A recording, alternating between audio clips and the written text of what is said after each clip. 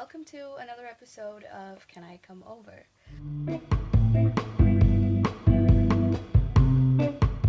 We're your hosts, Nicole, Joga, and Renata. So, we're really happy that you guys are joining us once again. First of all, let's start with our current obsessions, guys. What are these week's obsessions? I'm gonna be very honest, I don't have like a new obsession for this week. I've just not had time to hyperfixate on anything, but I will talk about one of my all-time obsessions, yes, and that is egg fried rice. I love. love egg fried rice. It's something that I try at like every single restaurant. Yeah, that Like- is true. Everybody else will be getting noodles, and Nicole like fried rice. I love it. But I don't want to get into like a whole thing about egg fried This rice. can be a whole other podcast. Yeah. Yeah, I could A talk about it whole forever other- and ever, but I love it. So that's my obsession. Jove, what has been your current obsession? Mine, like, current obsession a little bit, but also, like, in general, an obsession of mine is the author Mary Kubica. She kind of writes in, like, the field of, like, mystery, crime thrillers and everything. And I have read a few of her books, but the latest one I've read is called The Good Girl, which was honestly mind-bending, is, like, the best way to explain or, like, describe this book. It was insane. Like, from the beginning, you're like, okay, fine, it's just another, like, thriller book, whatever. And then the more you go with the book, you're like, oh my god, this is insane.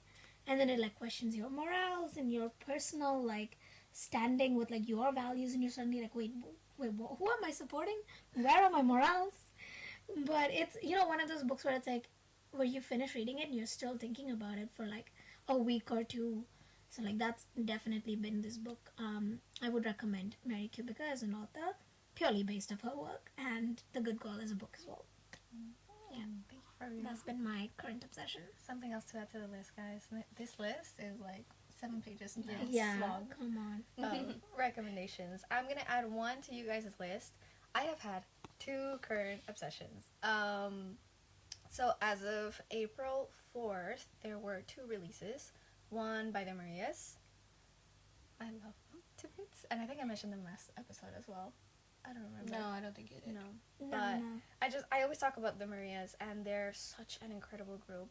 They're amazing, and they released 2 new songs, which now that I'm put on the spot, I cannot remember the names of them, but they are Nobody knew. Nobody Knew.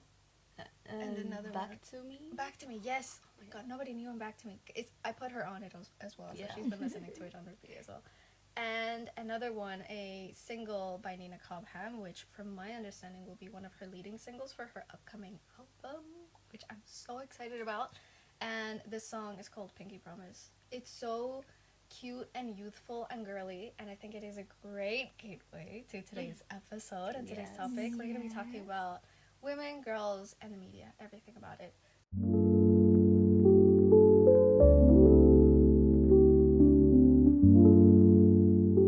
Women in male fields. Yeah. Yeah. Have you guys heard about it? Have you guys heard about it? Have you heard about it? Yes. We Let don't us know. know. Let us know. Let us know if I'm you've sure heard you about have. it.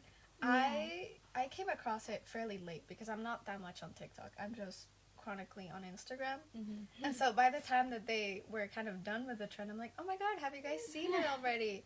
That happens with every trend. Every Everything. single trend. But women in male fields, I'm gonna read to you guys some of the ones that I have found that are low-key kind of hilarious to me. So one by One True Yaya said, he asked why my ex keeps calling. I told him he's just crazy and obsessed with me. Hashtag women in male fields. That is so funny. It's so mean, but it's so funny. And this is the whole thing. I'll explain it a bit more in a bit. But at Marla_Fritz says, he was crying in bed, so I said, here we go again, and turned around and fell asleep. Oh my god. And Good then, old male dismissal. good old male dismissal. And the last one is by at Raw Makeup. And quote, cutting off my male colleague, repeating exactly what he just said and taking credit for his idea. Hashtag women in male fields. I've experienced that way too many times. It is. So, Yeah. as you may or may not already be able to tell, this is satire. Yeah. So it's kind of a really good way of highlighting through humor how absurd and ridiculous some of the things that women experience in society, as per a patriarchal society and a male-dominated field. So hence the hashtag women in male fields, right? Um, and I want to kind of jump into a little bit of academia. So there's this one article published by Craigs Williams and by Rana Emerson, titled Feminist Media Criticism and Feminist Media Practices. And I found it really interesting. It goes a little bit deeper into all sorts of media. It focuses a lot on television and kind of the perceived ideas of feminist ideology within it, the sort of leaning right party, left party, and the kind of morals and principles that these sort of TV shows and all that sort of stuff kind of portrays. My bad. And I think it's a really good article overall. It's very academic. It's quite heavy in content. And it's also very, very important to highlight the fact that it does go on to give a somewhat brief definition of feminism, but feminism as we know it today is an extremely complex and a huge umbrella term for a lot of other things. And feminism can look very different for a lot of different people, and people perceive it differently, from the social concept to the personal concept. So feminism today, we are kind of taking it slightly as a buzzword, I think. We might narrow it down a little bit, and we might jump into it a little bit more in another episode, but I think it's a really important disclaimer to have. Feminism looks differently. There's different forms of feminism, and just as there's very light, quote-unquote, forms of feminism, there's also extreme feminism, because it is, at the end, sort of a social movement that has been kind of merged, and I feel like it's almost like bleeding into forms of ideology.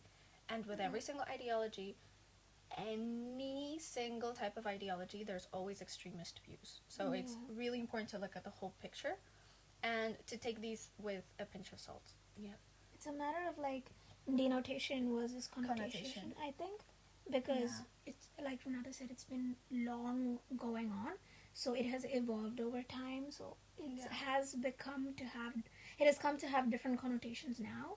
But then it's a matter of where you look in which society, in which person you're looking at. They have a different definition for this. Exactly. Even the fact that we don't really know what kind of wave of feminism we are in. There's a lot of controversies with that as well. But we'll jump into that in another episode. So a quote by this article that I've just told you guys about says as follows: Feminists today argue that watching television and films, listening to music, reading the newspaper, and surfing the internet have the potential to both reproduce and contest gender inequality. So, what does this mean? Basically, that everything that we see online is either here to reinforce or to kind of go against the current status quo. And I think it perfectly explains the rise of women in male fields and other sort of trends that have come up on TikTok and other social media platforms. You have this trend that is coming up, and you're like, why is it here? Like, yeah, it's funny, but why do people have the need to say it? Like, why should women be saying these sort of things? Why should girls go online and go, oh, women in male fields, and almost like attack men? And it is simply as a response of the status quo. People take to these platforms, and at the end of the day, they're going there to kind of express an opinion, to do something, and TikTok and all of these social media places are they thrive on humor, they thrive on comedy, and they absolutely devour on anything that has to do with controversy. Yeah, like rage bait. Anything of the sort. And so I think it's quite interesting to see how this trend has come about. For sure. I find it very funny scrolling through it. When I was doing a little bit of prep work for this podcast, I was having so much fun scrolling through the TikToks. Some of them get extremely absurd, but other ones, like, cutting off my male colleagues and repeating exactly what he just said.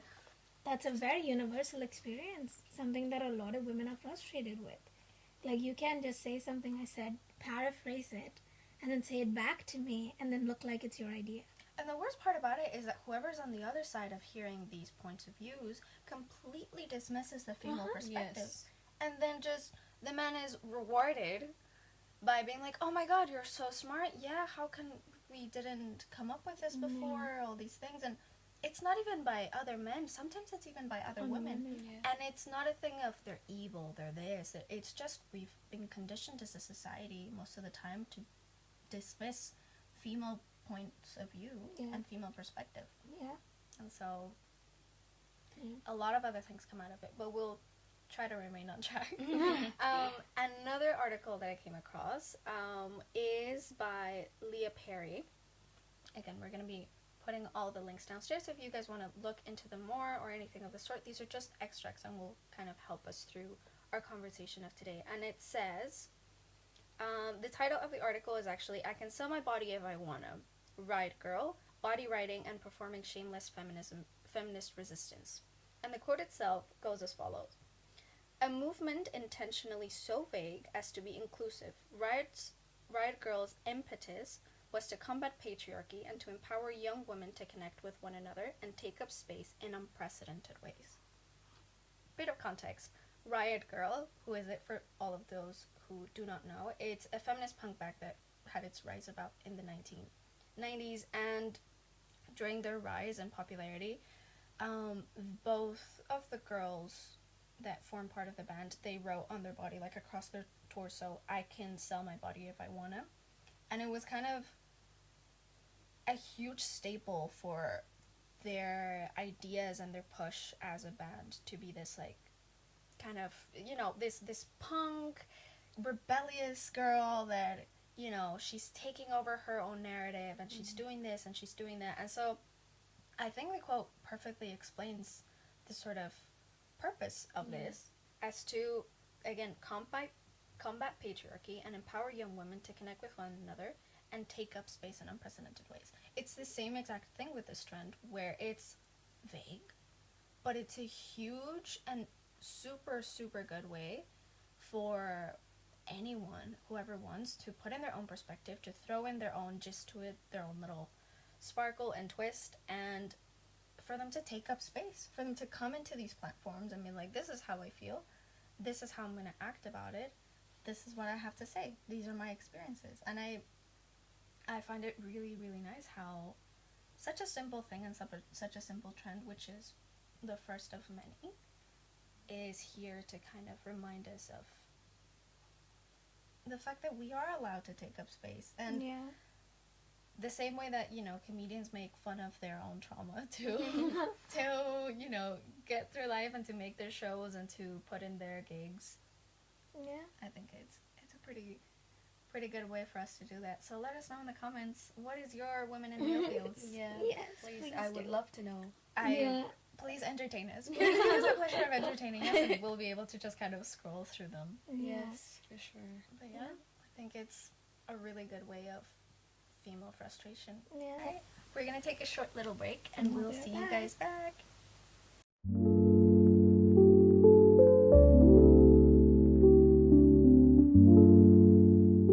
Welcome back. So we're gonna now move from female frustration to female rage. Oh my god. Don't we love that? A very, like, overused word, overused term with a lot of connotation nowadays.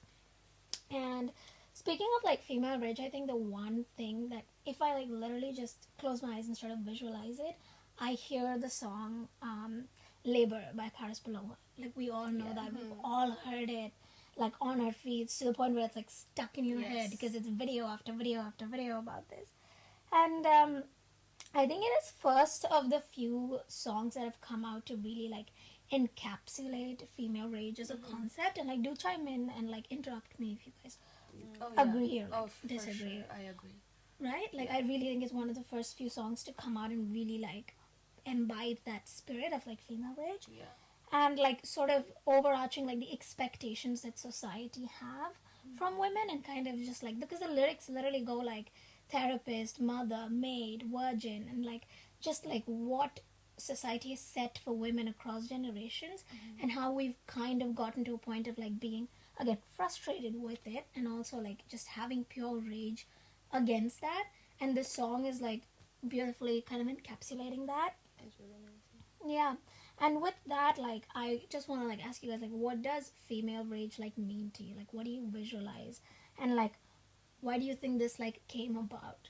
Like, I love female rage. There's, and I think we'll talk about it a little bit more, but I've seen a lot of TikTok, like, threads or compilations of speeches. There's this one I literally had a phase where I would just look at montages and, like, kind of, like, clips on YouTube of female rage from politicians, from speeches, from all these sort of things.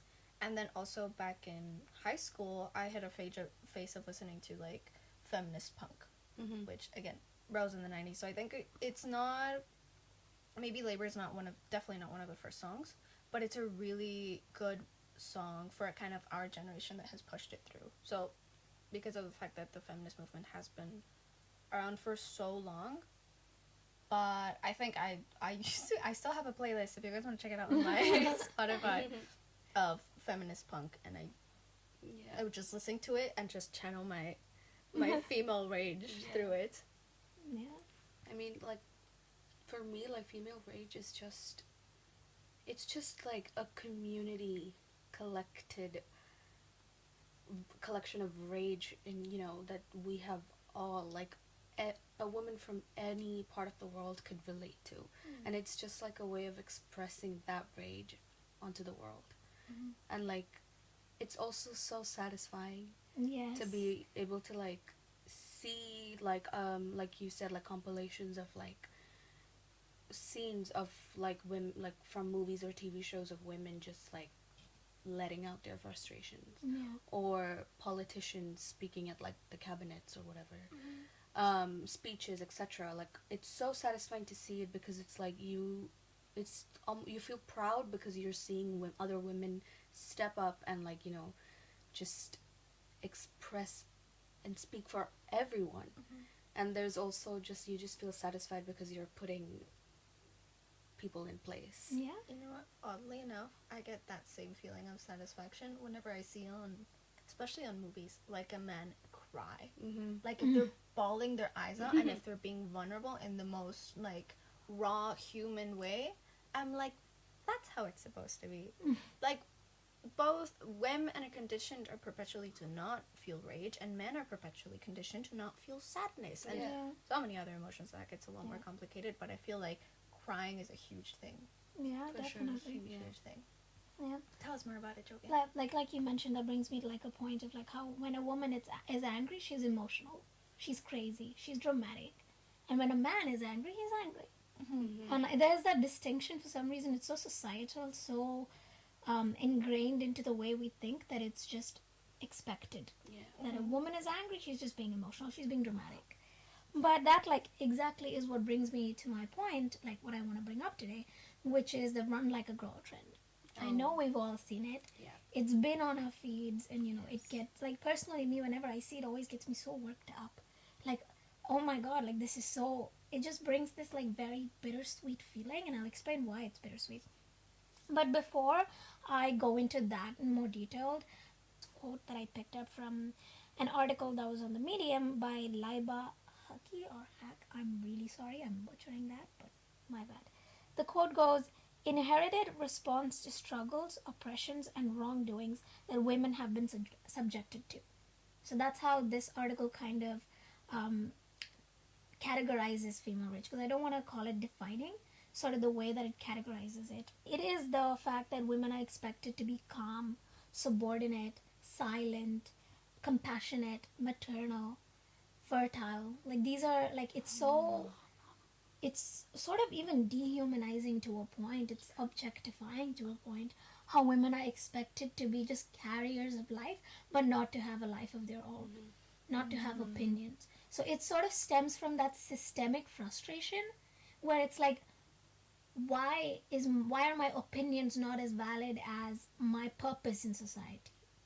It's so frustrating. Basically, to explain this trend would be clips from like movies, TV shows, documentaries of young girls or women who have been wronged running away from their captors as a sign of strength. Because usually when you say, oh, you run like a woman, that means this person's being a sissy, not running properly, is slow, doesn't really have a lot of strength, doesn't really have like a caliber. But then this run like a girl trend kind of flips it around and shows women who have like the adrenaline of the fight or flight, when you have like fight or flight, like of a situation where you're being threatened, and how women run. But one of the clips that's being used a lot is of Cara Robinson. She actually was a young girl who was kidnapped when she was 15 years old from the front of her best friend's house, and she was held in captivity for I think 24 hours, or don't quote me on the facts, but that's that's almost what her story is. And there was a movie made on her story, a movie or a show called The Girl Who Escaped, where Katie Douglas was playing Cara Robinson, and it was the clip of this Katie Douglas running out of the apartment and running for her life, like as fast as she can, and she's running, and you can see like the fight or fright in her face, and that's one of the most common clips being used. And it was so heartwarming. I saw Cara Robinson, who is the actual person who went through this. She made a response. She like stitched this video on her TikTok. You can find it on her TikTok. It's at Cara Robinson Chamberlain. She stitched it, and she kind of like responded to it with a quote which goes, "If you didn't or couldn't run, that doesn't mean you're not strong enough. If you ran, you made it. You can't stop running. You're not alone." So this trend has also in some sense created a community for women who have experienced something like this to come forward. Because when you pull up the comments, Oh, I was ready to cry. Oh no, it's fine. but this is exactly what it does. It's This is so exactly moving. what It's so moving. Oh my god. it's such a this is exactly what the trend has been doing, and she's come forward to like say, and it's created a community for these women to like stand up together and like kind of like hold each other through this journey of like finally being like, no, I was not weak, I was strong, and I ran with all my might, and that's all that matters, like Cara Robinson very rightly said. But I think at the end of the day, it all comes down to like, in that they asked young girls and young boys and older women and everyone, run like a girl, and it was just like very caricaturish, like running very slow, like fixing your hair. And then they said, why do you think this is how women run? And it's really beautiful because if you see the campaign, you know, when they're asking older people, like older kids or teenagers, that's kind of the response that they have. And then they ask little girls, run like a girl, throw like a girl. And they were just throwing, They or were they just, were yeah. running as fast as they can. And I think it's a really good way of just highlighting the fact that these stereotypes, these ideas of like, oh, this is just a girl thing, oh, this is just a boy thing, they're not just there innately. No, they're built in us. They're built Yeah. into us. We're conditioned. We're conditioned, that is exactly the word. Yeah. And I think overall both of these trends come from like the innate dismissal that women face. Just whenever we bring up anything about the female experience, about even how much, like, it's so generic, as if women bring up period pain, for example, it's so easily dismissed. Yeah. Female experiences are so easily dismissed, and I think that's what has now created this wave of female frustration and female rage. And it is very heartwarming to see that, you know, this is coming out. This is not like, it's not settling down to any extent, and just brings like, it is a very wholesome and welcoming and rewarding and almost what is the word for it, It creates a safe space. validating. Yes. It's a very validating experience, I think, when you see other women. Creates a safe space, definitely, and a very validating experience. And when you see other women speak of, like, I ran too, like, this is what it is like actually to run like a woman, it's a very validating experience. And I think, to close off my arguments here, I would like to say that this trend, and I think overarchingly all of these trends, come from like hope of the fact that girls and women of tomorrow will understand that running like a girl is not about running slowly or like being weak. There is strength. We also have strength, and we have strength but in different ways, but it is still strength. And I think it's about acknowledging and recognizing that our society has these faults, and it's important to us to hold ourselves and everyone else accountable in some sense.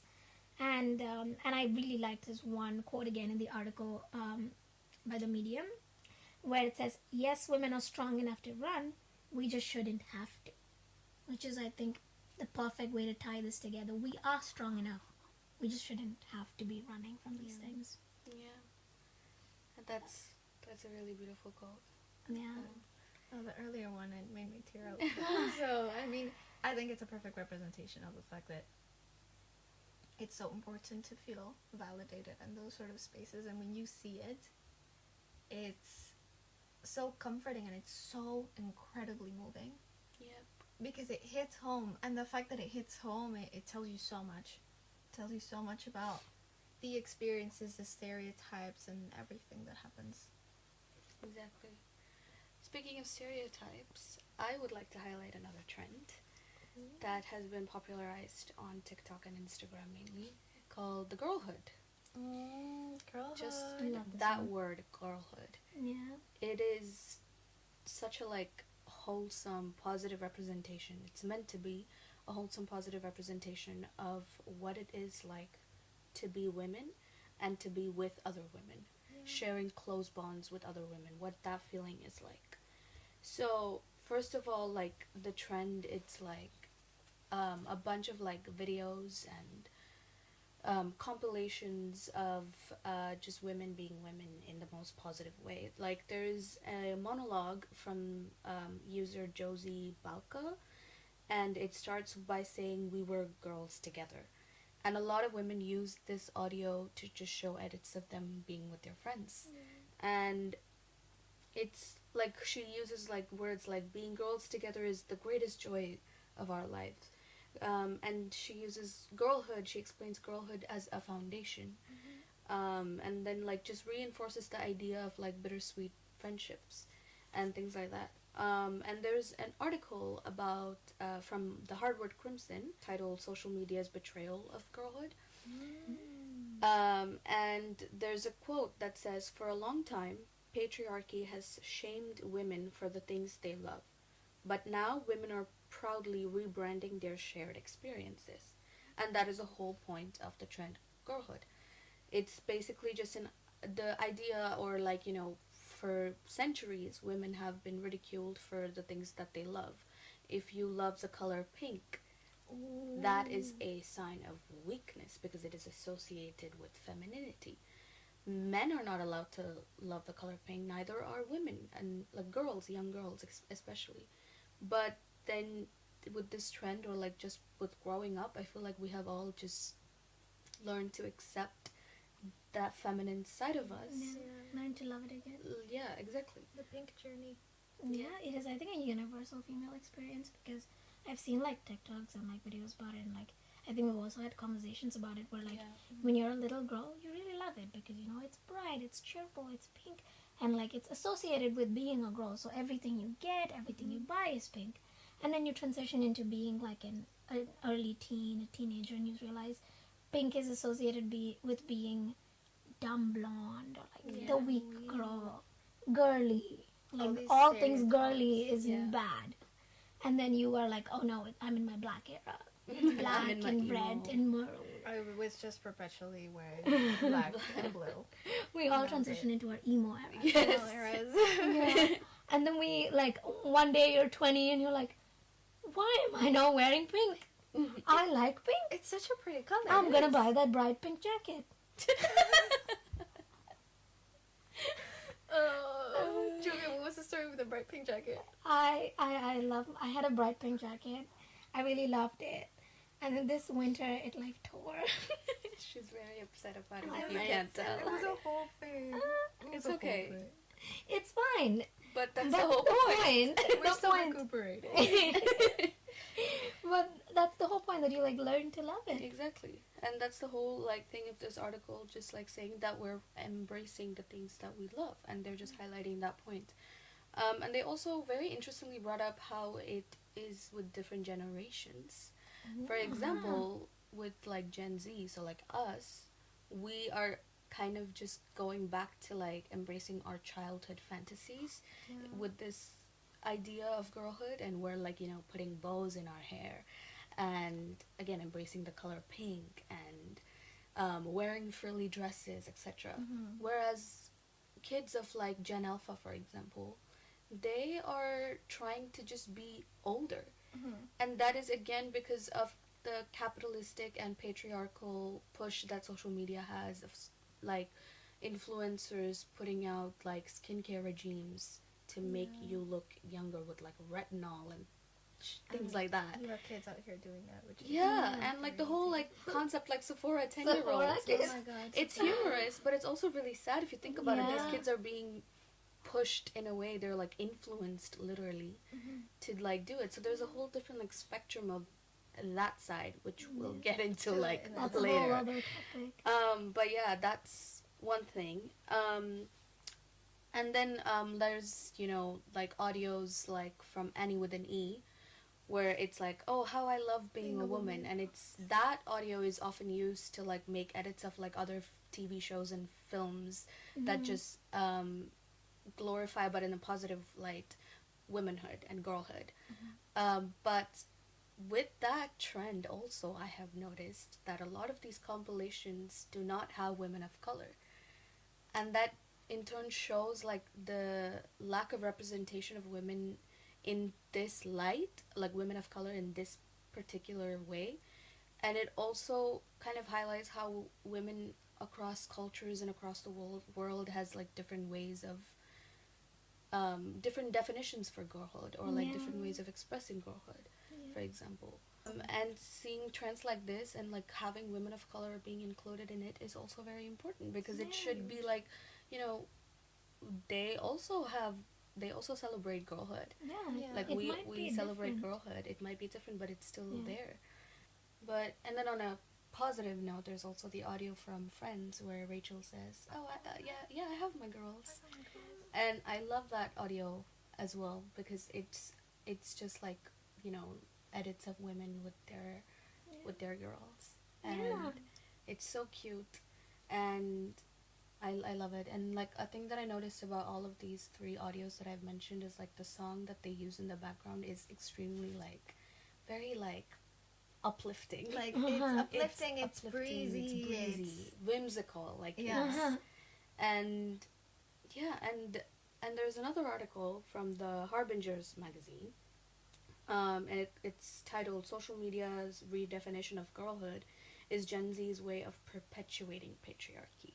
Ooh. And there's a definition in there that says girlhood is a new form of feminism, a feminism in which women celebrate being a woman through a softer expression of femininity.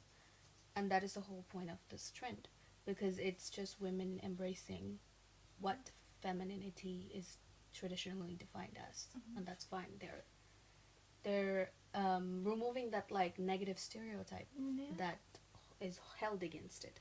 But then there's also a detrimental side to it, because the trends like girl math or girl dinner, these trends specifically also have a very like negative connotation towards it, because for example, girl math is kind of like, yes, it's humorous, but it's also in a way like from the broader spectrum, and it's insinuating that whole stereotype of women not being smart enough.